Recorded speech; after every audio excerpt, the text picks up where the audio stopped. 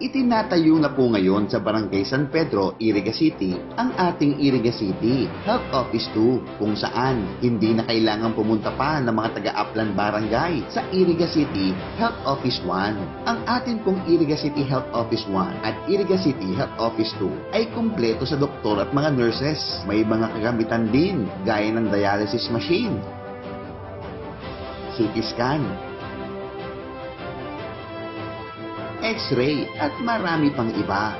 Lahat ng ito ginagawa ni Mayor Madeline Yorobel Filor at ng lokal na gobyerno ng Iriga para mas mapadali at mabigyan ng libreng serbisyong medikal ang lahat ng Irigenyos. Ginagawa na po ng Team Iriga at Team Madel ang pinapangako ng iba. Hindi na kailangan ng pagbabago. Ang tunay na kailangan nating mga Irigenyos ay pagpapatuloy ng ating magandang nasimulan para mas mapaunlad pa natin ang ating lungsod.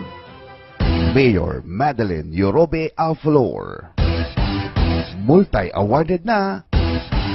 World class pa ang public service.